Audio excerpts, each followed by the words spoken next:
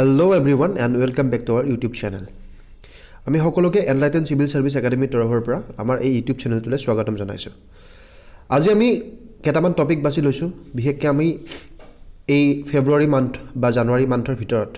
যিখিনি আমাৰ important current এফেয়াৰ্স হয় তাৰ কিছুমান MCQ যিখিনি এক্সামছ পাৰ্সপেক্টিভত বহুত ইম্পৰ্টেন্ট হয় তো সেইখিনি আমি বাছি উলাই আজি আমি ডিসকাস কৰিবলৈ লৈছো। সো এইখিনি সকলোৱে নোট ডাউন কৰি ললে তেওঁলোকৰ বা তোমালোকৰ গোটেই এক্সামছৰ কাৰণে এটা ভাল প্ৰিপাৰেচন হ'ব। সো আমি আমাৰ এনলাইটেন সিভিল সাৰ্ভিস একাডেমিৰ পৰা কিছুমান আমি কোৰ্স ডিজাইন কৰিছো। সো হেবোৰ কোৰ্সৰ কাৰণে আপোনালোকে ইনভলভ হ'ব পাৰে। তো আমাৰ কন্টাক্ট নাম্বাৰ দিয়া আছে তলত, এই কন্টাক্ট নাম্বাৰত কন্টাক্ট কৰিব পাৰে বা আমাৰ ফেসবুক পেজ আৰু ইউটিউব চেনেলটো সাবস্ক্ৰাইব কৰি থব পাৰে বা ফলো কৰি থব পাৰে। আমাৰ কোৰ্সবোৰ হ'ল APSC UPSC banking SSC TET CTET আৰু সকলো ধৰণৰ গভৰ্ণমেণ্ট জব লগতে আসাম পুলিচৰ SI AB UB ৰ কাৰণে আমি আমাৰ ইনষ্টিটিউটৰ ফালৰ পৰা কোচিং প্ৰভাইড কৰো। সো আপোনালোকে যদি কিবা ডাউটস থাকে বা কিবা যদি ইনফৰমেশন জানিবলগীয়া থাকে তো আমাৰ কন্টাক্ট নাম্বাৰ বা আমাৰ ফেসবুক পেজ বা ইউটিউব চেনেলৰ মাধ্যমেৰে আমাৰ লগত কন্টাক্ট হ'ব পাৰে। সো আজি আহিছো আমাৰ প্ৰথম টপিক তুলে। সেই টপিকটো আছে কি ইম্পৰ্টেন্ট কাৰেন্ট ইভেন্ট বা ইম্পৰ্টেন্ট ইভেন্টস ফৰ MCQ যিকোনো গভৰ্ণমেণ্ট জবৰ কাৰণে এখিনি ইম্পৰ্টেন্ট হয়। তো ফাৰ্স্ট কোৱেশ্চনটো আমি চাও জিওলজিক্যাল সাৰ্ভে অফ ইণ্ডিয়া যাক GSI বুলি ইন শৰ্ট কোৱা হয় has approved to set up India's first geopark in which state? ইয়াত কৈছে যে জিওলজিক্যাল সাৰ্ভে অফ ইণ্ডিয়া যিটো আমাৰ ইণ্ডিয়াৰ এটা ইনষ্টিটিউট হয় তো তেওঁলোকে কি কৰে সদায় সাৰ্ভে কৰে ইন কেছ অফ লাইক যিকোনো জিওগ্ৰাফিক্যাল মেটাৰ্স ইন ইণ্ডিয়া। সো তেওঁলোকে এটা ইণ্ডিয়াত এটা এপ্ৰুভেল দিছে এটা ইণ্ডিয়াত ফাৰ্স্ট জিওলজিক্যাল পাৰ্ক বা জিও পাৰ্ক বুলি কয়। তো কোনখন ষ্টেটত হেতু তেওঁলোকে এস্টাবলিশ কৰিব লৈছে হেতু হ'ল শুদ্ধ ইয়াতে চাৰিটা অপচন দিয়া আছে মহাৰাষ্ট্ৰ গোৱা মধ্যপ্ৰদেশ আৰু তেলেংগানা। তো ইয়াৰে কাৰেক্ট আনসাৰটো হ'ব অপচন সি মধ্যপ্ৰদেশ। ইয়াত এটা আমি শৰ্টকে এটা নোট লিখিছো, এই নোটখিনি জানি থোৱাটো ভাল কোনোবাই যদি কিছুমান ধৰণৰ এক্সাম প্ৰিপেয়াৰ কৰিছে যেনেকৈ APSC হোক UPSC হোক। সো তাত মেইনছ এক্সামৰ কাৰণে কিছুমান কুৱেশ্যন এনেকুৱা ধৰণৰ কাৰেন্ট এফেয়াৰ্ছৰ ৰিলেটেড সুধি দিয়ে। তো তেতিয়া মানে কিছুমান বস্তু তেওঁলোকৰ বিষয়ে জানিবলগীয়াও থাকে। তো সেই বস্তুখিনি আমি ইয়াত তলত অলপমান আমি নোট বনাই দিছো সো দ্যাট সেই ষ্টুডেণ্টখিনিয়ে এই বস্তুখিনিৰ পৰা বেনিফিটেড হ'ব পাৰে বা আপোনালোকে যদি বেলেগ এক্সামৰ কাৰণে পঢ়ি আছে জানিবৰ কাৰণে যদি ইচ্ছা আছে তেতিয়াহ'লে এই বস্তুখিনি পঢ়ি চাব পাৰে। তো ইয়াত দিয়া আছে যে geological survey of India has approved to set up India's first geo' park at Lamhata village বুলি এখন গাঁও এখন আছে। তো on the bank of Narmada river. তো নৰ্মদা ৰিভাৰৰ একদম সমীপতে আৰু সেই গোটেই বস্তুখিনি আছে মধ্যপ্ৰদেশ যিখন ষ্টেট হয়। তো ইয়াত কাৰেক্ট আনসাৰটো আমি মধ্যপ্ৰদেশ পাইছোঁ অলৰেডি। সো এই Jio' park is a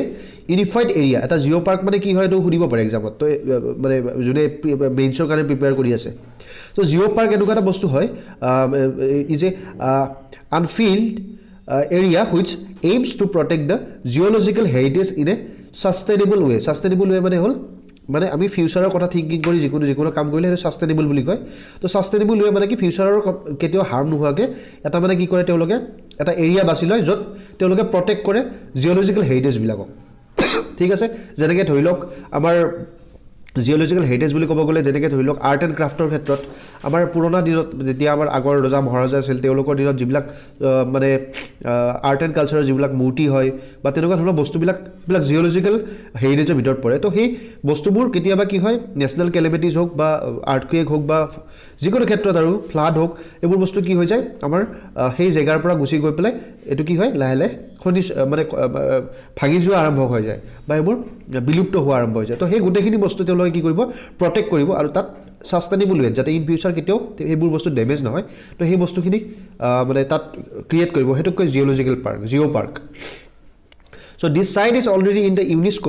already involve কৰা হৈছে। UNESCO ফুল ফৰ্ম সবেই জানে। তো তাত কি কৰা হৈছে তাত অলৰেডি সেই জিঅ' পাৰ্কখনক ইনভলভ কৰা হৈছে। তো জিঅ' হেৰিটেজ টেন্টেটিভ লিষ্ট। তো টেন্টেটিভ লিষ্ট যিটো ইউনেস্কোৰ জিঅ' হেৰিটেজ টেন্টেটিভ লিষ্ট থাকে এখনমান। তো তাত এই অলৰেডি সেই সাইটটো মানে ভৰাই লোৱা হৈছে আৰু several dinosaurs fossils had been found in the Narmada valley. তো ডাইনোসৰাছবিলাক বিলুপ্ত হৈ যোৱা বুলি কয় আমাৰ। সো আমাৰ এনচেষ্টাৰ আছিল তেওঁলোক মানে যেতিয়া আমাৰ পৃথিৱীত মানুহ যেতিয়া জন্ম হৈছিল তেওঁৰ লগতে ডাইনোসৰাছটো বহুত ওখ মানে জীৱ কিছুমান আছিল। তো সেইবোৰ লাহে লাহে কি হ'ল আমাৰ নেশ্যনেল হেৰিটেজ মানে কেলামিটিজ হওক বা কিছুমান তেওঁলোকৰ এনভাইৰনমেণ্ট নট ফিচেবল ফৰ দ্য মানে তেওঁলোকৰ লাইফৰ কাৰণে। তো তাৰ কাৰণে কি হ'ল ডাইনোসৰাছবোৰ মানে কি হ'ল বিলুপ্ত হৈ গ'ল আৰু তেওঁলোকৰ যিবোৰ ফসিলছ হয় ফসিলছ মানে ডিকম্প'জ যিবিলাক তেওঁলোকৰ হাড্ডি হওক বা তেনেকুৱা ধৰণৰ কিছুমান মানে দেহৰ অংগ সেই গোটেইবোৰ নৰ্মদা ভেলীৰ ওচৰতে পোৱা যায়। চ' সেইটো এটা আমাৰ কি হ'ব জিঅ'লজিকেল হেৰিটেজ হ'ব মই অলৰেডি এটা এক্সাম্পল দিলোঁ ষ্টোনৰ ক্ষেত্ৰত বা আৰ্ট এণ্ড কালচাৰৰ ক্ষেত্ৰত তো এনেকুৱা ধৰণৰ বস্তুখিনিও এটা জিঅ'লজিকেল হেৰিটেজ হ'ব পাৰে তো এই অলৰেডি এই বস্তুখিনি আমাৰ নৰ্মদা ৰিভাৰৰ সমীপত পোৱা যায় তো তাৰ কাৰণে কি হয় আচলতে এই মানে যিটো জিঅ' পাৰ্ক বনাইছে সেইটোত অলৰেডি মানে ইউনেস্কোৱে কি কৰিছে জিঅ' হেৰিটেজ টেণ্টেটিভ লিষ্টত ৰাখিছে ঠিক আছে তো এইটো আছিলে আমাৰ ফাৰ্ষ্ট কুৱেশ্যনটো ছেকেণ্ড কুৱেশ্যনটো যদি আমি চাওঁ ইয়াত দিছে হুইচ ষ্টেট বা union territory has approve x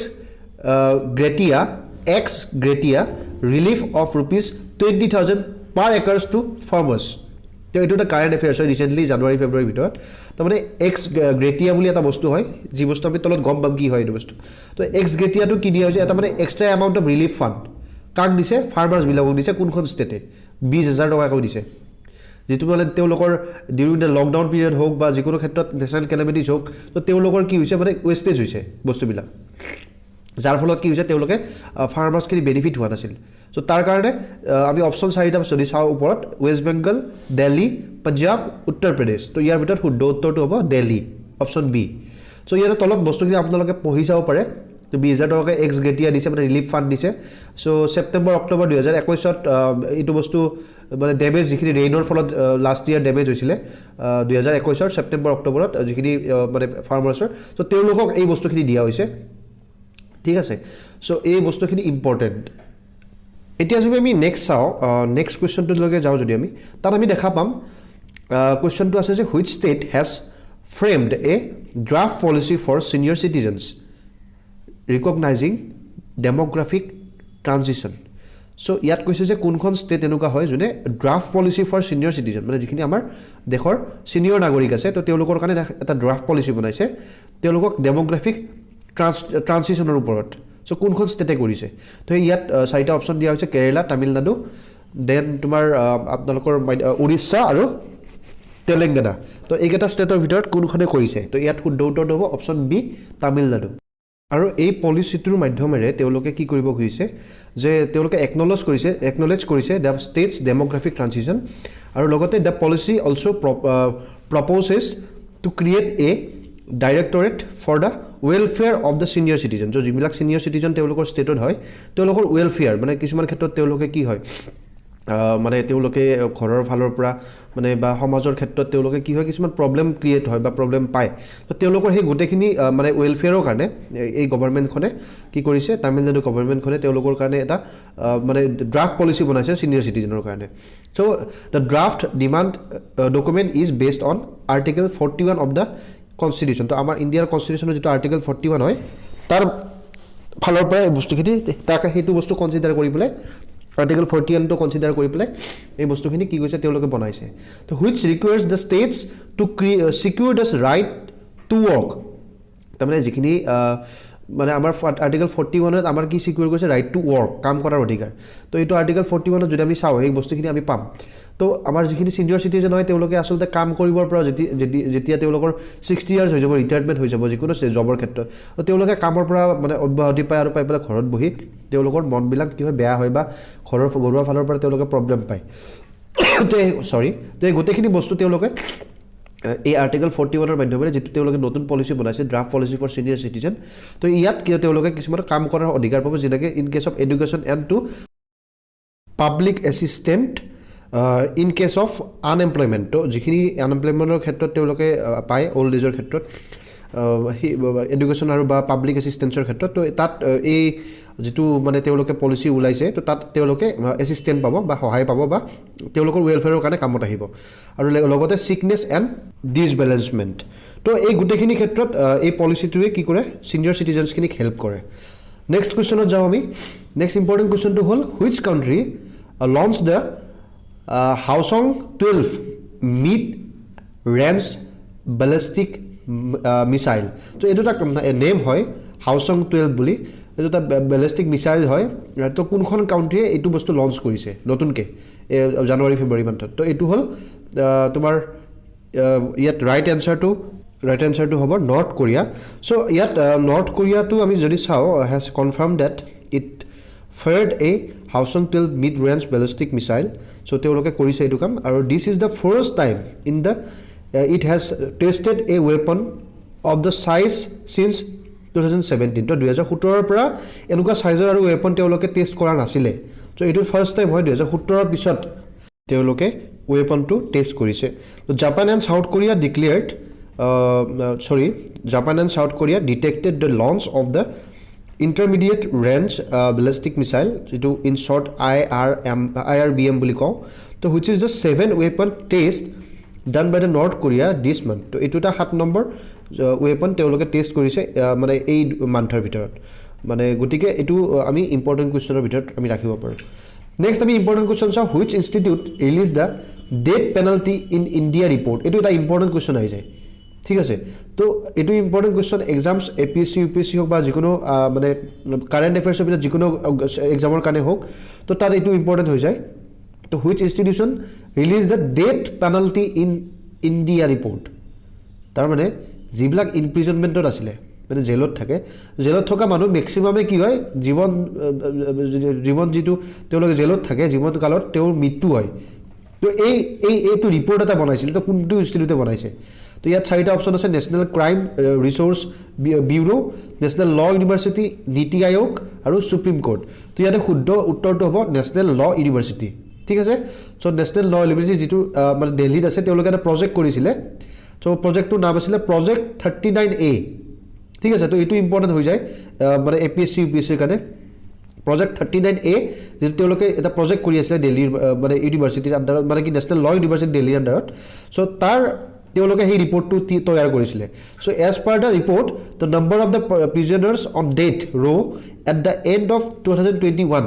stood at 488 তো যিবিলাক ইমপ্ৰিজনমেন্টত আছিল যিবিলাকে জেলত থাকে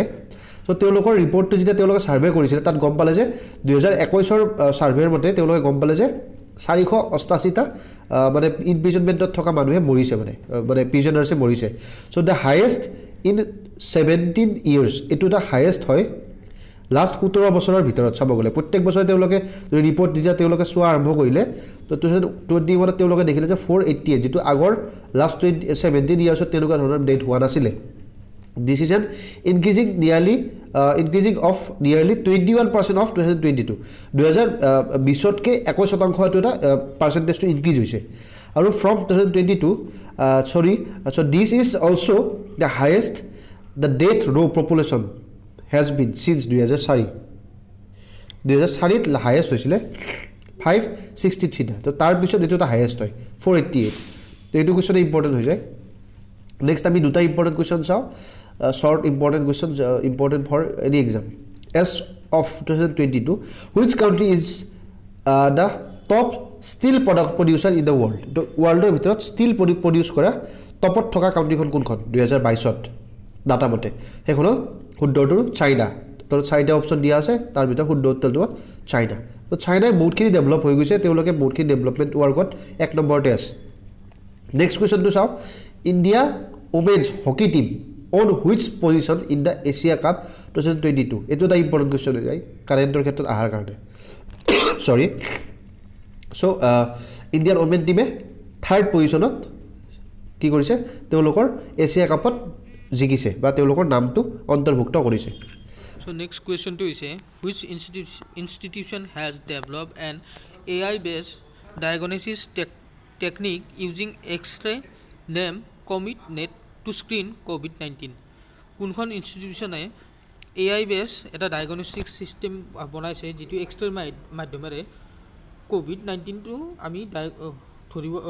ডিটেক্ট কৰিব পাৰো আৰু এই এক্সৰে টো নাম হৈছে COMET-NET আৰু ইয়াৰ শুদ্ধ উত্তৰটো হৈছে option B IIT Jodhpur question Sergio Battaglia has been elected as the president of which country for the second term তো দুবাৰ টাৰ্মৰ কাৰণে এই যিজন নেম কলো সাৰ্জিও বেটাৰলি তো তেও প্ৰেসিডেন্ট হিচাপে ঘোষিত হৈছে তো শুদ্ধ উত্তৰটো হ'ব ইটালী অপচন 4টা দিয়া আছে ইটালী হ'ব শুদ্ধ উত্তৰটো নেক্সট চাও ইয়াত দিয়া আছে which vaccine manufacturer received approval to conduct phase 3 clinical trial of an international booster dose তো ইন্টাৰনেশনাল বুস্টাৰ ডোজ মানে যেটো কোনটো ইনষ্টিটিউটে আমাৰ বিহেককে এপ্ৰুভেল পাইছে ফেজ 3 ৰ কাৰণে তেওঁলোকে টেষ্ট কৰিবৰ কাৰণে চ' সেই শুদ্ধ উত্তৰটো হ'ব ভাৰত বায়'টেক তো চবে নাম শুনিছোঁ ইয়াতে বহুতকেইটা অপশ্যন দিয়া আছে Serum Institute Bharat Biotech doctor Reddy's laboratories আৰু জেডাছ কেডিলা তো এই গোটেইকেইটাৰ ভিতৰত শুদ্ধ উত্তৰটো হ'ব ভাৰত বায়'টেক নেক্সট কুৱেশ্যনটো চাওঁ which ministry is the nodal agency of the fly ash management of utilisation mission sorry তো তাত কোনটো মিনিষ্ট্ৰীয়ে এইটো মানে এপ্ৰুভেল দিছে তো সেইটো চাব গ'লে অপশ্যন 4টা দিয়া আছে তাৰ ভিতৰত শুদ্ধ উত্তৰটো হ'ব option A ministry of environment forest and climate change so' এইকেইটা হ'ল ইম্পৰ্টেণ্ট কুৱেশ্যন লগতে আৰু আমি যদি চাওঁ এৰিজ বুলি বস্তু এটা আছে is an autonomous institute under which union ministry তো এৰিজ বুলি এটা বস্তু আছে তো যিটো এটা অট'নমাছ ইনষ্টিটিউট হয় কোনটো মিনিষ্ট্ৰীৰ আণ্ডাৰত ইউনিয়ন মিনিষ্ট্ৰীৰ আণ্ডাৰত ঠিক আছে তো ইয়াৰে কাৰেক্ট এনচাৰটো হ'ব ministry of science and technology ঠিক আছে তো তাৰ আণ্ডাৰত এৰিজটো এটা অট'নমাছ ইনষ্টিটিউট হয় তো এৰিজৰ ফুল ফৰ্মটো দিছোঁ Aryabhatta research institute for observational science তো এইটো কুৱেশ্যন আহিব পাৰে what is the full form of ARIES তো তেতিয়া আপোনালোকে লিখিব পাৰিব Aryabhatta research institute for observational science তো সেইটো আছে নৈনিতালত আছে আমাৰ তো নৈনিতাল আমি সবেই জানো নৈনিতাল আছে ক'ত উত্তৰাখণ্ডত তো is an autonomous institute under the ministry of science and technology তো এইখিনি ইম্পৰ্টেণ্ট নোটছ হয় আৰু এইকেইটা ইম্পৰ্টেণ্ট কাৰেণ্ট ইভেণ্ট লাষ্ট 2 মান্থত তো এইখিনিৰ পৰা APSC UPSC হওক বা যিকোনো কাৰেণ্ট এফেয়াৰ্ছৰ ক্ষেত্ৰত যিকোনো গভৰ্ণমেণ্ট জব হওক তো তাৰ কাৰণে চেণ্ট্ৰেল ষ্টেটৰ সকলোতে ইম্পৰ্টেণ্ট কুৱেশ্যন হৈ যায়গৈ তো আপোনালোকে আমাৰ এই গোটেই চেনেলটো ছাবস্ক্ৰাইব কৰি দিব ফ'ল' কৰি দিব যদি ইনফৰমেশ্যন পাবলগীয়া থাকে কিবা তো আমাৰ কণ্টেক্ট নম্বৰ দিয়া থাকিব তাত কণ্টেক্ট কৰিব ধন্যবাদ